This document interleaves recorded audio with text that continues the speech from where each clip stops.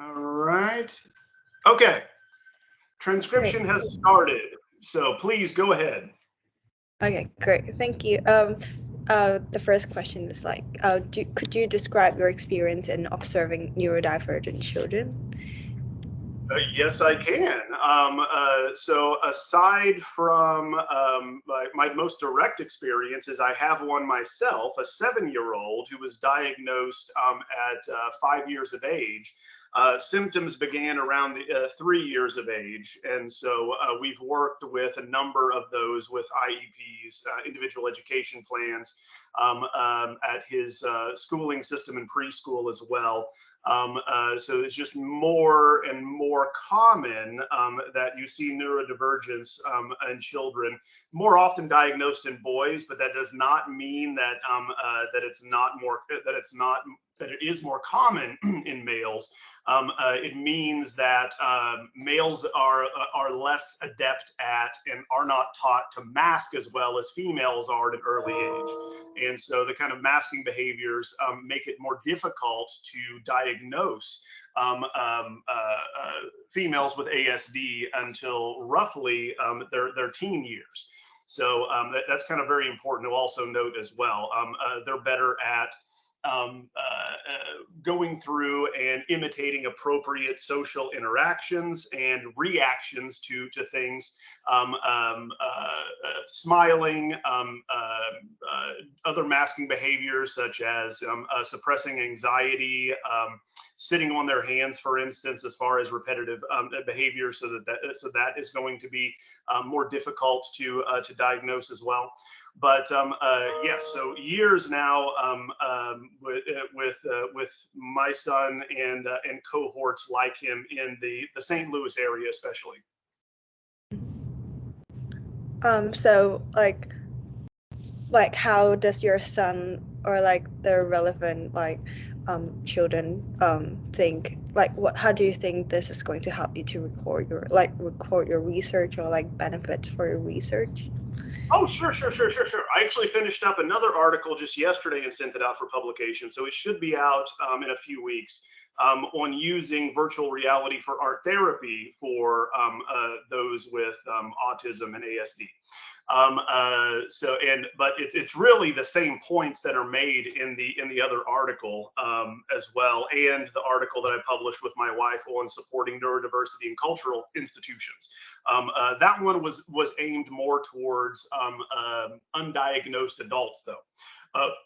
But how it helps is that we've been looking at the treatment of autism and ASD the wrong way. If you speak to many counselors, psychologists,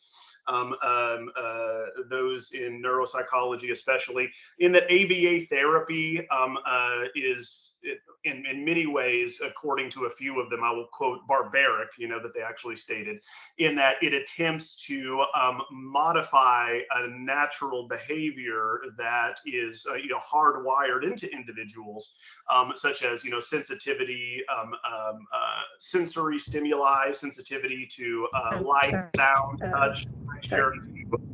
Oh, I'm sorry. Could you hear me? Do you remember again? Yeah. Sorry. Oh, you need me to repeat that? It's also recording on my side, so we're good too. Yeah, so and there's a transcription, so we're okay. Yeah, so how it benefits them, in short, is that we were using technology in the past to try to quote unquote fix individuals, or much like ABA therapy or behavioral therapy, to modify their behavior to make them fit more with a neurotypical kind of understanding of social interaction. When in fact, what we should be doing is using the capabilities of these new technologies to adjust to them as they need it. And more specifically, there's not one, consistent, just like neurotypicals, and I'm not neurotypical, but for neurotypicals, generally they might have a consistent aversion to specific things, maybe a phobia, things that they are consistently avoiding or do not like, or that they do prefer. However, those with ASD and in the neurodiverse community, there is a mistaken assumption that there's always the same type of stimuli that are going to be the issue that need to be corrected. So whether that's going to be, you know, a weighted blanket or pressure on them, whether it's avoiding particular textures, whether it's ensuring light is low, that sound levels once again are low. Certain sounds really set my son off, you know, every time. But it's also environmental. And so it's contextual is what the most recent research, actually Jocelyn Kiss out of Quebec, I'm working with her, she's in machine learning. They developed an application to assist those with autism in the workplace, specifically adults, by identifying what are the specific triggers that need to be modified in that way to ameliorate these specific concerns at that time, and allows them to identify what they are, so then they can have time to self-soothe, to regulate, right, in that way. So regulation period. But to do what, right? Normally it's to remove yourself from specific stimuli to regulate, so that you can then continue on, you know, about your day without these types of alarm bells going off in your head. But they differ, right? That's the main thing that people are missing, is that it's not always bright lights. It's not always loud noises. It's not always social engagement.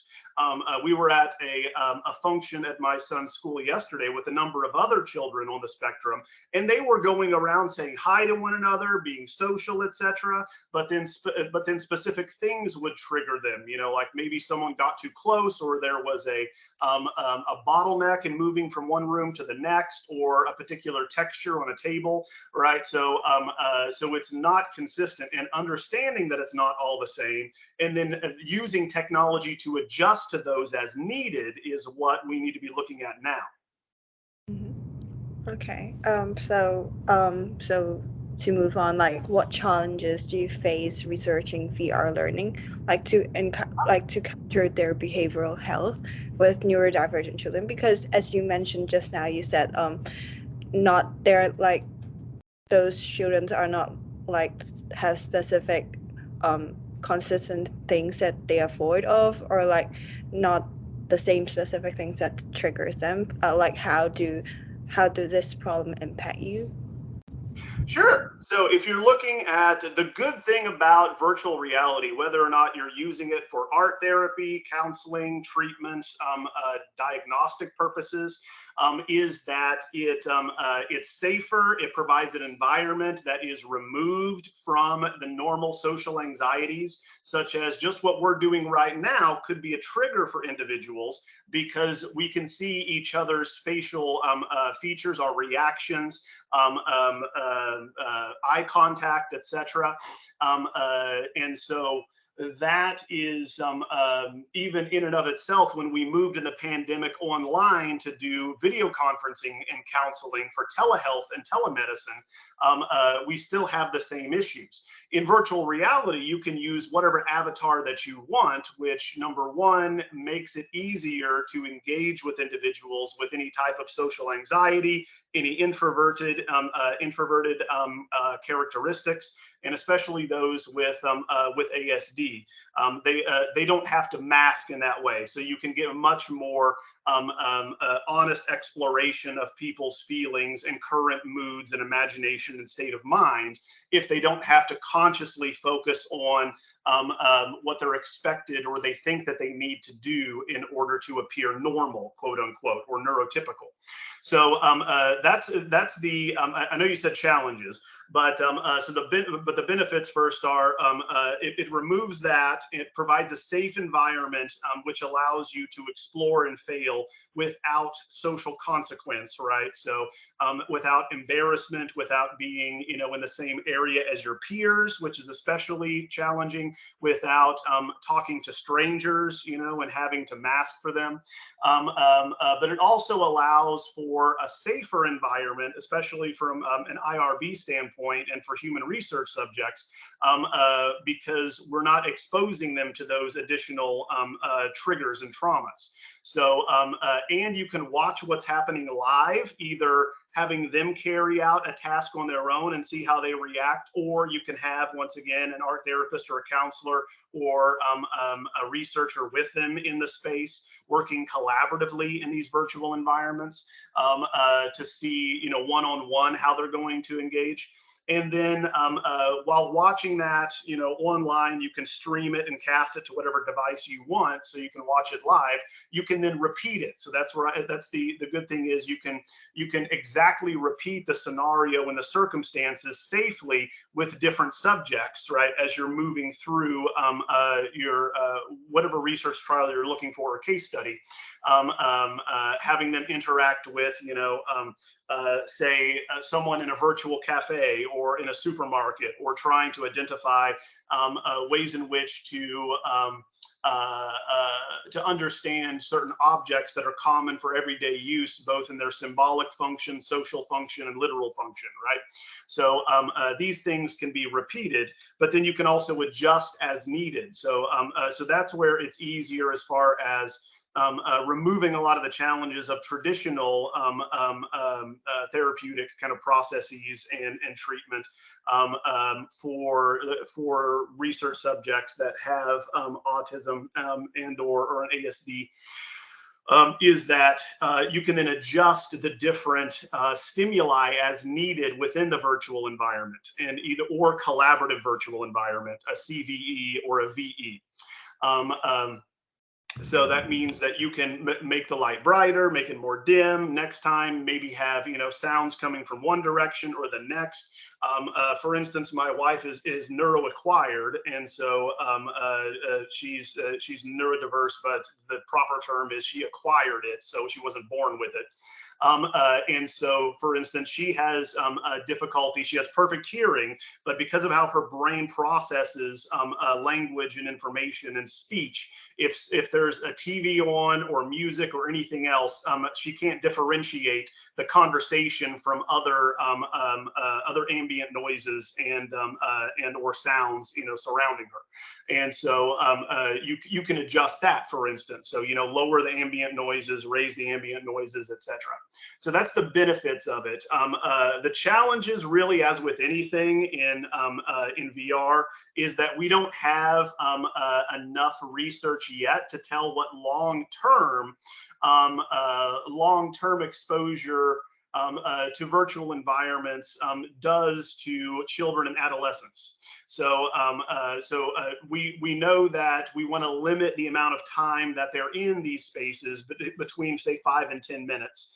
I've never had any of my children or those that I've exposed to virtual reality to longer than 5-minute sessions, right? So just to make sure that until we have more evidence of, for instance, one study, which of course has not been replicated, but one study about 12 years ago did indicate that the long-term use of virtual reality delays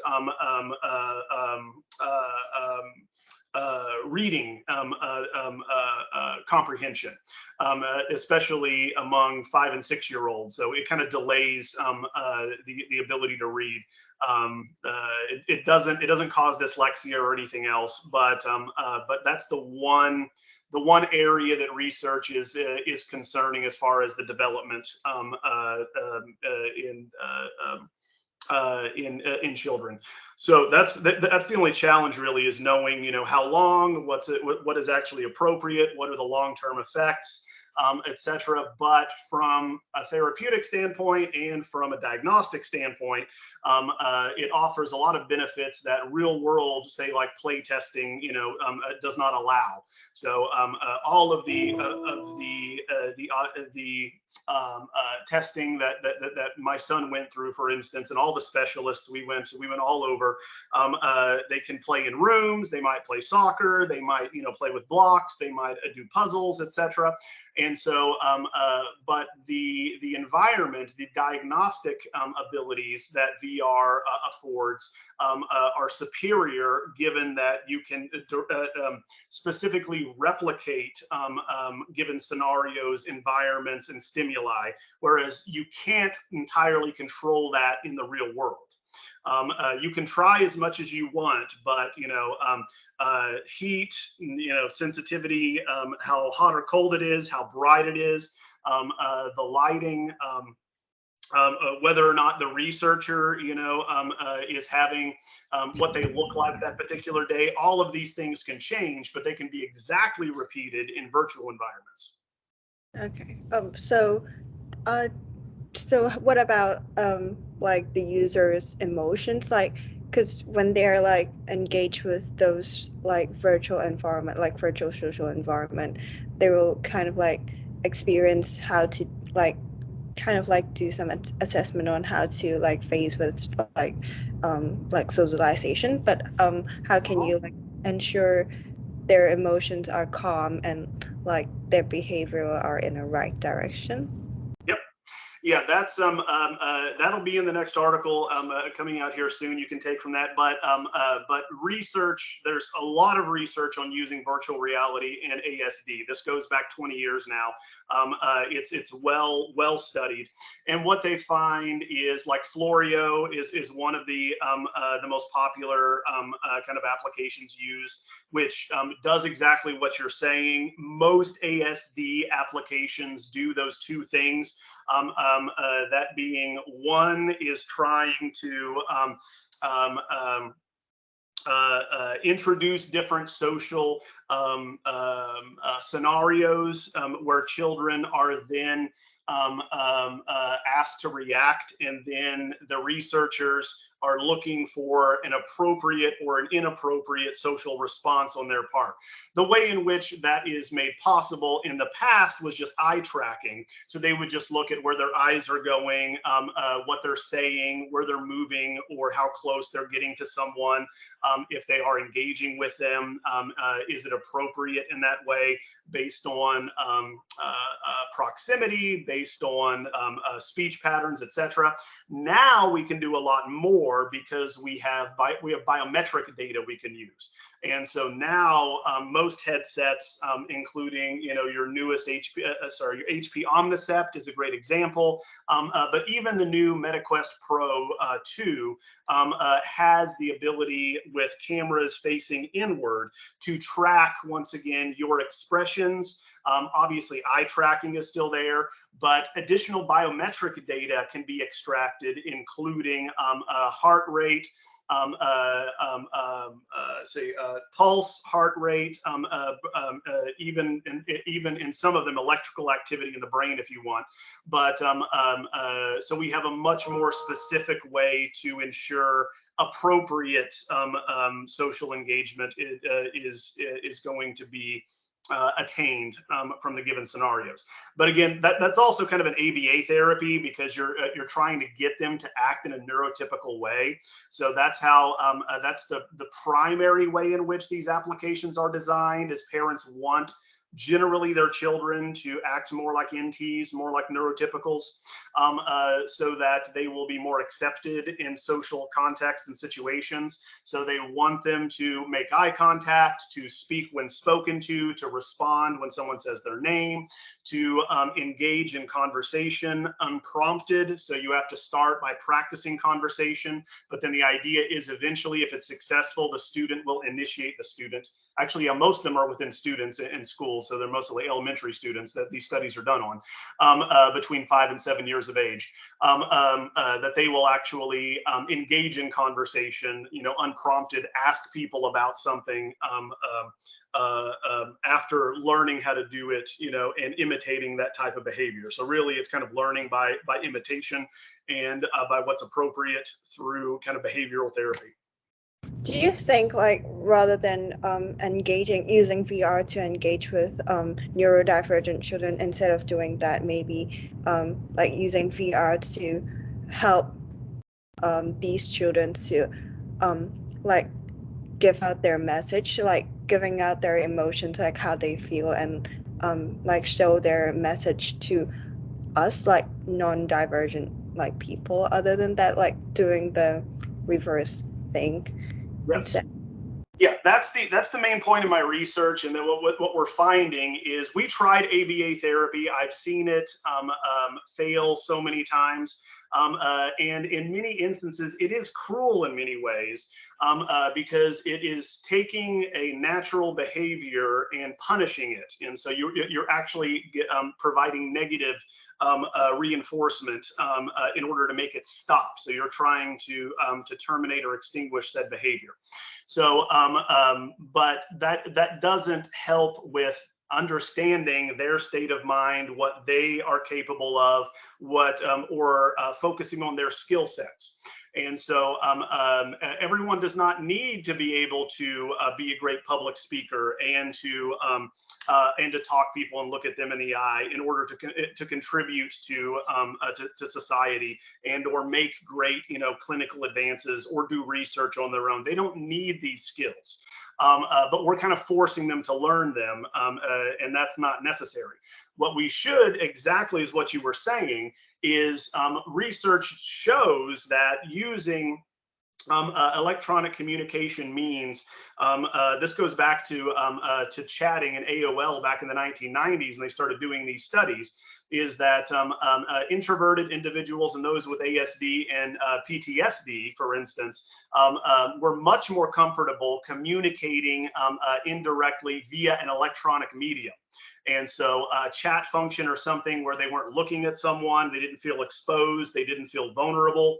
And so if you really want to know the state of mind or emotional state or what someone is thinking or how they think, you have to remove those anxieties, especially that additional external social pressure in order to have, to free up and make a safe space to feel that communication is open and welcome in various forms, right? So it might not even be verbal communication, right? So you might be talking about someone who is nonverbal. So so in VR, you could be giving them an activity which has them interact with various objects to demonstrate their state of mind, what they're thinking, or even in a diagnostic way, looking at what type of skills that they have. So do they have excellent, spatial reasoning? Are they more quantitative? Are they more empathetic? Right. So what we're able to do in that environment removes a lot of those barriers and fears and allows them to be more their genuine self, right, as they would understand it. Or in earlier studies, they called it the real me, right? So what is the real me? So extroverts find that the real me is most authentically expressed in social situations where they're talking like we are here live. I'm not an extrovert, so this is I wouldn't say this is the real me. Introverts say the real me is expressed when they feel safe and they're able to communicate in such a way that it wouldn't invite, social criticism, negative feedback, and or some negatively impacting emotional circumstances. Because I remember, like in the paper, you've also like mentioned focusing on how to leverage the technology of the metaverse to the level of profitable like playing field. So, could you like share an example of that? Like, because I want to know more about this like particular focusing point. Yep, that's a great point. So, so the idea is we're never going back to the way things were. And so pre-pandemic, we were treating everyone the same way in that we're assuming everyone, if they're going to be functioning adults and tax-paying citizens in society, that they would need to work in an office environment, face-to-face, and have the same social skills to advance and function as everyone else. That is not the case. So that's a world that no longer exists, and people just need to accept that and stop trying to force children to do things and behave a way for a world that no longer exists. So with that premise, so we're going to have more remote workers. We're going to have more virtual collaboration. We can put on a headset right now and build something together, or show you what, you know, a plan looks like, or I could explain something to you physically in a way in which we can't in a flat two-dimensional screen. That exists now and is only going to become more and more common and accepted. It doesn't matter if you're 5 years old or 95 years old. I've demonstrated and demoed virtual reality headsets to all those populations, and the elderly love it. So this is not something that is age restricted. So we don't have a hesitance, because it frees up so many populations to remove their geographical limitations. So we don't have to be stuck to a wheelchair or in a retirement community, right? You can still travel and go back to Paris. You can see your grandkids that live across the world. You can do things that weren't possible.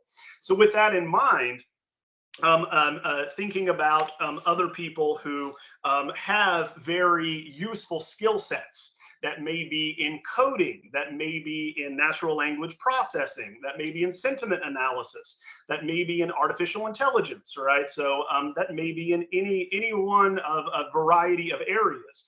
Do they need to know how to go into an office and shake hands and present in a boardroom? No. They need to know how to do their work and understand what someone needs, produce that, and then once again deliver results. So for instance, I was talking to another researcher who self-identifies as on the spectrum, who's a software developer. And she was saying, as a great example of this, that being online and using avatars instead of talking face to face as we are allows her to focus on her work instead of to think about playing a role of what she should be presenting that people want to see in a professional way. So then she can then act like she's another kind of a role-playing game in this way. She's LARPing in this way, so live action role-playing, that she can play any character she wants. It takes that pressure off, and then her mind can then focus on the more complex tasks that are needed to be developing different types of software applications, mobile applications, etc. So that's one concrete example of what we're talking about, is using the technology to focus on someone's skills instead of their limitations. Okay. So one thing to add. Oh, sorry. Do you mind if you like extend the meeting, because I like several questions to ask as well. Like, how do you see the future of using VR technology to improve the emotional and cognitivity skills of neurodivergent children? Like, why do you see it as important to you? Sure. So, and obviously, VR is turning into MR and mixed reality, and that's eventually going to, if you think about Web 3.0, like a three-dimensional internet, it's going to evolve to where the hardware is not going to be as necessary. And so with that, a lot of the other barriers to adoption will be removed, but the way in which it will be used in the future, and not dissimilar to how it's going to be used with neurotypicals. That being, just like people use antidepressants, they use various types of pharmaceuticals in order to adjust their state of mind. We're going to use technology to do that as well.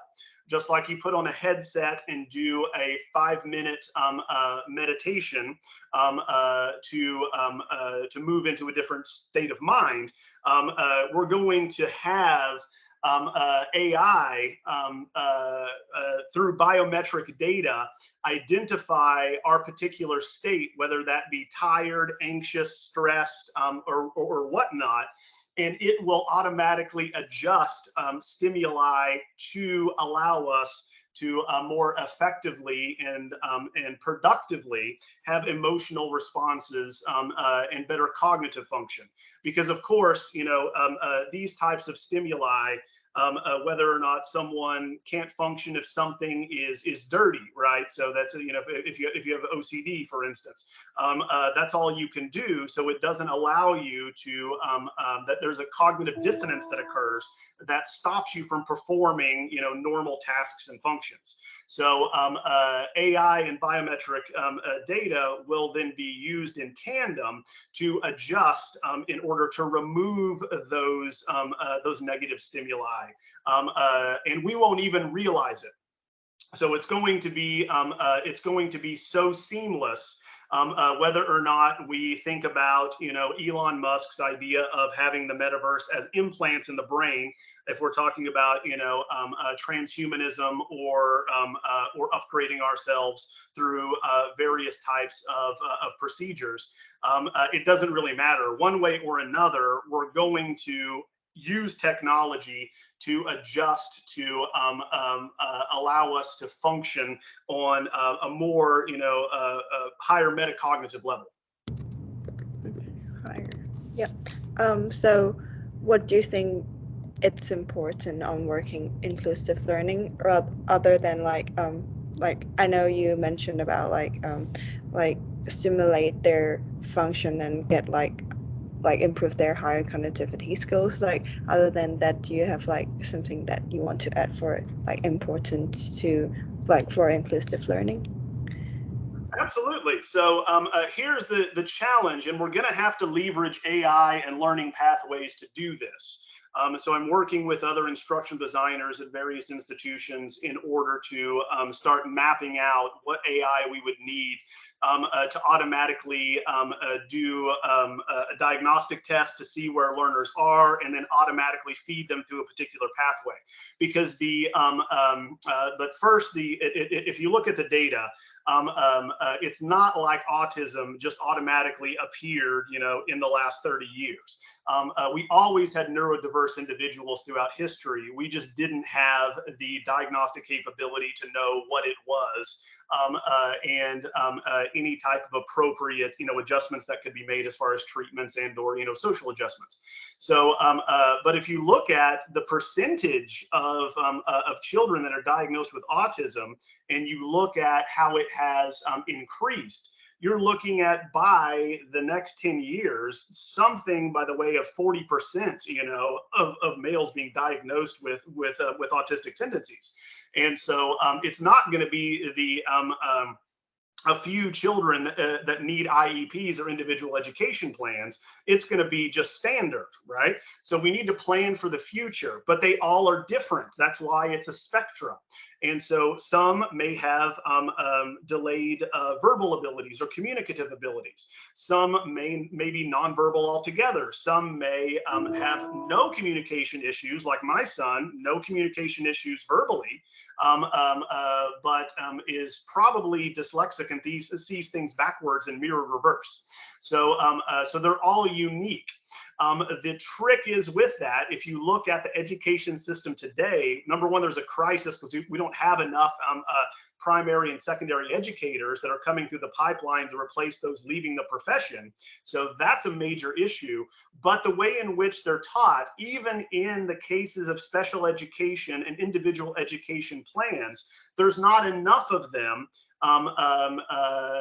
to put together these individual plans for every single student. We're going to have to rely on some type of AI to assist teachers and say, okay, you once again are at a first grade reading level, you're having trouble with your phonetics and sounding this out, so you go on this learning pathway and play this game in virtual reality, right, in which every time you do something, the game mechanic is going to reward you, so you're going to improve in that way. Once you get to a particular level and score, then you're going to rejoin these that are at this level, at the second grade reading level, and then start playing with them collaboratively, right? So but we need those pathways to shore up anything, or to ideally, we don't need everyone to learn the same things. We need an education system that gives people the basics. If it's going to be a language system that we all agree upon, such as English, such as French, German, Mandarin, whatever that might be, to communicate with others. But then, we need to be able to say, okay, you're more quantitative in your approach to things, and so we're going to put you on this learner pathway, or you're more empathetic, or can understand, social situations and read human emotions really well. We'll put you on this learner pathway. You once again are a great communicator, so we're going to put you on this learner pathway. So really, it's individualizing education, because it's one size fits all, kind of largely right now, especially with the Common Core standards. In the United States. Obviously, it's probably different in your country where you're currently located, but every country has Common Core standards. That being, students are expected to do a minimum of X before they can move on, right? So that needs to be rethought.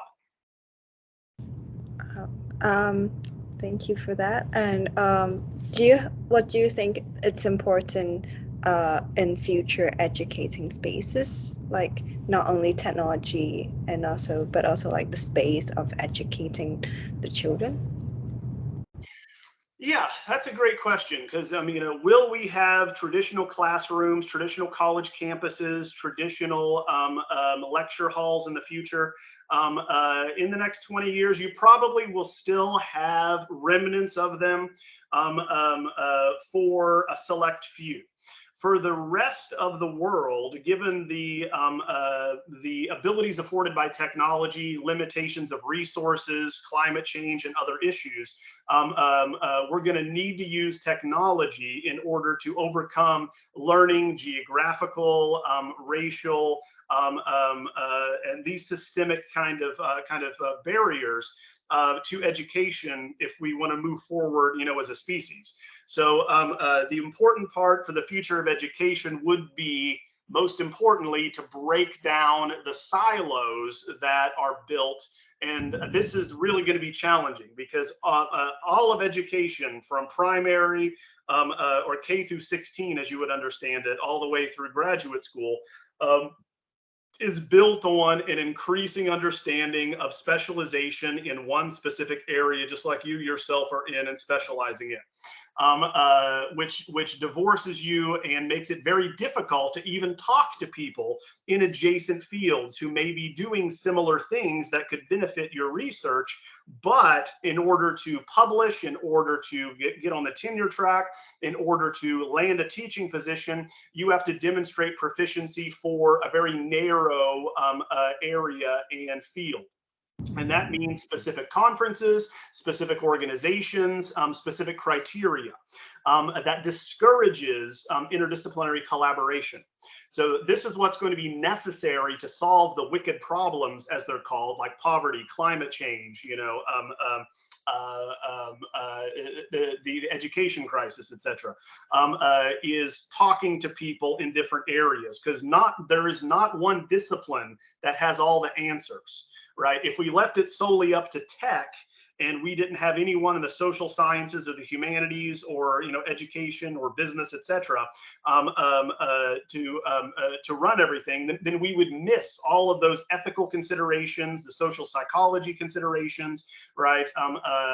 Neurobiological and psychological, from the humanities perspective of what makes us human. So you need both, right? So we need a crossover and a better way to have a more interdisciplinary type of education that's more flexible. Do you think, like, to make it like everything to cross-discipline educating, do you think it is appropriate to like use technology rather than only just like traditional teaching, like a combination of technology and with teachers and educators' help to achieve this future education learning? Yes, I should be clear in that if you talk to any futurist, there are specific jobs that will never be automated, right? And so the specific jobs include healthcare. So we're going to have, once again, robots and AI operating and doing a lot of the surgeries and the technical aspects, putting in IVs, phlebotomy, etc. But we're always going to need a human to be there to tell us we're dying of cancer, and or to be just to have a fellow human presence, right? So you can't have a robot come in and drop a vial and say, you have cancer, take these, good luck. So you're always going to need that in healthcare. We're always going to pay to be entertained. So we're always going to want humans to entertain us, right? We want to laugh. We want to go to rock concerts. We want to see movies. We want to go to plays, right? So that aspect of human connection and of excitement, drama, and catharsis that comes along with it, we will always have that. And then finally, we will always have need of educators. So we always will need the human teacher in the process of learning. Now, the difference is the human teacher will not be the sage on the stage that has all the answers and is just communicating that to be memorized in rote fashion by students. Instead, the teacher will be a facilitator, which they should be right now anyway, of learning. In that they will work with the AI. They will work with all of the information that exists in the universe right now. Most data that has ever existed was only produced in the last decade, right? So that's just going to be exponentially multiplied of all the data we have. So we don't have the ability to go through all of that. So we need machines to help us, machine learning, deep learning, and AI to help us with that. But you need the human to make sense of it, to make these connections. That being, okay, we're seeing this type of deficit, right, in the lumber industry, and we're seeing also increased carbon emissions, in this side. A machine's not going to put that together, but a human can and say, okay, so there's a correlation here. So that type of thinking, the way in which to process things and to find connections, is what the human teacher will be there to facilitate learning. But learning will need to have a knowledge of AI. There's no way around it. Everyone's going to have to understand basically what AI does and does not do, and how it benefits them in their daily lives. And so, because we're going to have it to comb through all of this information. I mean, students now ask why they need to go to school or go to college to begin with. They can find everything on Google. They tell us this all the time. It's like, yes, you can go out and learn how to build a nuclear weapon on Google, to do brain surgery, to do heart surgery. You can learn all those instructions. You go to YouTube, you can figure out how to replace a water heater. You can do whatever you want. So the knowledge is there, the information is there, but how to process it, to frame it, to make these connections, to learn how to think critically and creatively is what the teacher will be for. Okay. So what's your idea of sensory procession with neurodivergent children? Can you rephrase the idea of sensory procession, like how they like using? I know you mentioned about like using the technologies to frame it and learn how to think critically, but how to can you describe like the sensory experience that like children can engage with? Sure. Oh yeah. Yeah, so I mean, as far as the classroom, the physical classroom is kind of passé. We're still going to need it somewhat, but as far as the sensory abilities, remember that not only do immersive realities afford the ability to either modify an existing environment through augmented or mixed reality, but also to completely transport them to outer space, to another world, to whatever scenario you want. But in addition to sight, which of course is over 90% of what we process of our of stimuli in our environment to understand our environment, you also have other senses. And so other senses include sound, which of course we can modulate fairly easily in these environments. But we have two others that are also currently in use too, that are only going to become more sophisticated. One is haptics. So that's going to be, now we have several types of gloves, vests, shin guards, arm. You can have an entire suit, right? So you have the Tesla suit, for instance. We're experimenting with that now so that you can control how something feels, right? And from a neurodiverse perspective, weighted blankets and other things are very common, and or vests that they'll put on to tighten, etc. So we can control that. So for instance, my son would, anytime he was anxious, early on in kindergarten, he would lay on his desk, or he would take headphones he had and wrap them around his body to press it really hard against him. So you can adjust the level of pressure, right, given that in the environment too, with a full body experience. But you can also touch things, right? So you have WeArt and other haptic companies. Haptex is another one that allows you to feel heat and cold, texture, pressure, etc. Another Japanese company just patented a wristband that sends electrical signals. This is actually what it's going to look like, though, is we're just going to probably have a wristband or an armband that will send electrical signals down. So if you brush against something, it brushes in the opposite direction in your fingers. So that's the low impact type of technology we're going to have. Is something very simple like that, not a suit, but just something simple. You put like a piece of jewelry is what they'll look like, right? Or like an eye watch that you wear. That's going to give you the sensations you need. And then finally, you have olfactory processing. So smells. OVR is one of the main companies that does that. So then you can control, and smell is a big thing with the neurodiverse community. They're very sensitive to certain types of smells, like strong perfume, feces, excrement, anything, whatever that might be. They have a strong reaction to it. So you can control those types of environmental stimuli with at least 4 of the senses there. So that's kind of as far as the stimuli is concerned. Where we're at now, that's only going to get more sophisticated within the next 5 years. It's going to get cheaper, it's going to get smaller, and it's going to become more widely used as it gets integrated into our home. Just like, once again, our virtual assistants, right? For instance, Alexa, what time is it? It's 9:46 a.m. So once again, good morning, James.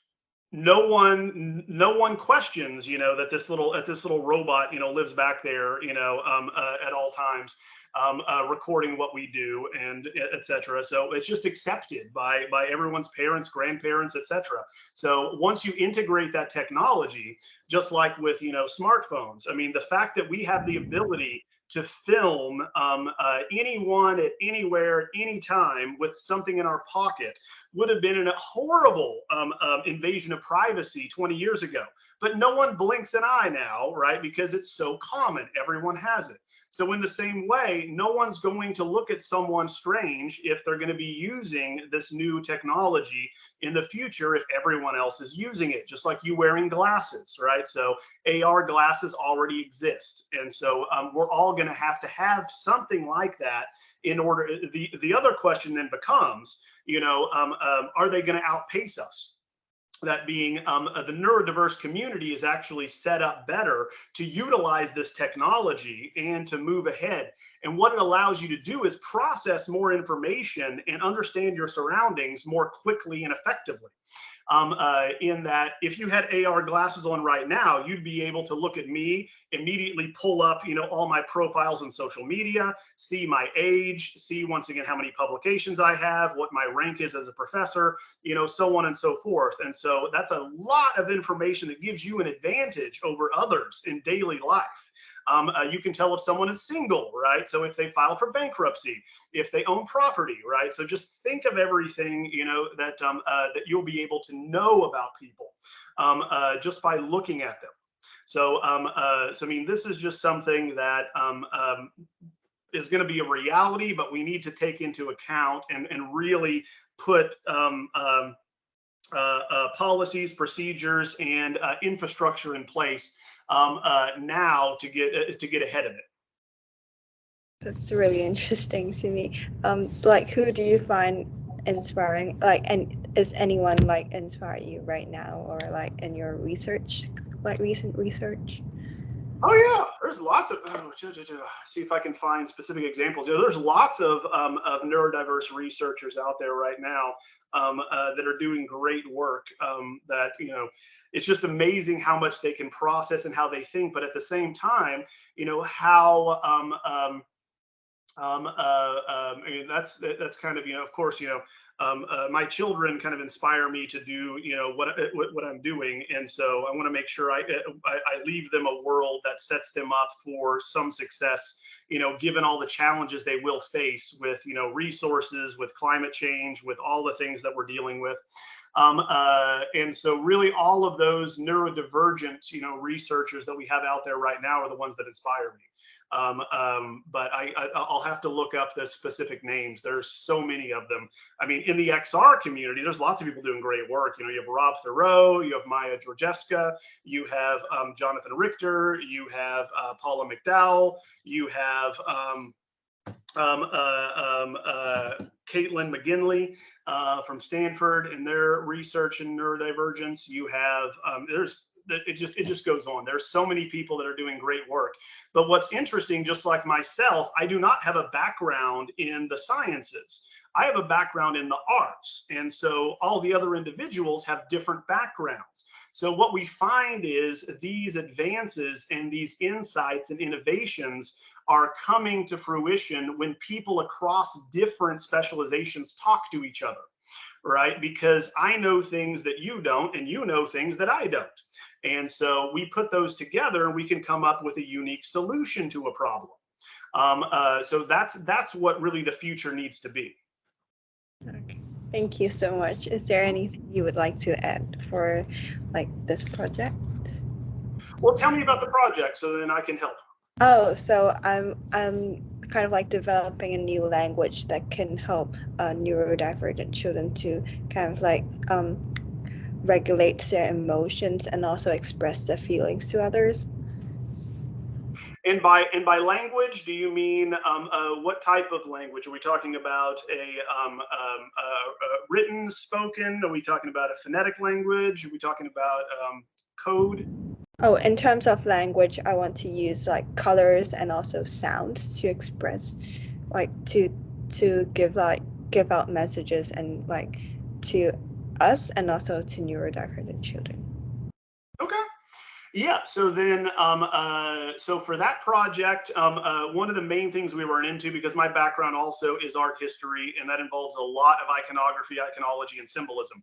And there's a misconception among many of the general public that there's a kind of universal language out there when it comes to communication, and there's not. So what I would recommend for your project is using biometric data, if you're using VR, to get a baseline for how they're reacting to various types of sensory stimuli, being shown different colors, for instance. So, so for instance, you might state that red's the color of passion, and or the color of anger, and or the color of the blood of Christ. I mean, in each culture, it has a different meaning. The same thing with blue, right? Does it represent cold? Does it represent the Virgin Mary? Does it represent purity? Does it represent royalty? Right? So, what does it mean? And all of it has to do with your personal empirical experiences, right, throughout your life. And so, a child may have, fallen downstairs and the walls might happen to be painted blue. And so they have a negative association with blue, for instance. So it all depends on them. So in that particular communicative structure, it would need to be individually oriented to each patient or each research subject. So when you're doing that, getting a baseline in your studies, if you have a group of children, I don't know if you're looking at 5 to 7 year olds or what type of age population you're looking at, but I would recommend obviously, you need to make sure it's reproducible, and that's what VR does very well. So, in a given environment, you might have different colored objects. So you might have, a blue square, a red circle, a yellow triangle, etc. But have the same colors, the same shapes, etc. as you're moving through. Record the biometric data as to their positive or negative associations with the types of shapes, colors, etc., so that later on, when they're using those, you can more effectively assess their language system as they're developing it. And of course, it is developing. So that's what's challenging about research in this field, is that on a daily, weekly, and monthly basis, I see in multiple individuals with ASD evolving types of strengths, challenges, and weaknesses, as they move along. So they might have communicative issues, for a little while, and then that might be overcome, and then they have other types of challenges, that may come up. So looking at the kind of evolution in that way as well. Great, thank you. Thanks a lot. May I last but not least, like, how may I contact you if I've got any questions, like in my future research? Anything to help people, absolutely. So just send it along. I'm going to stop recording now, so it starts processing, and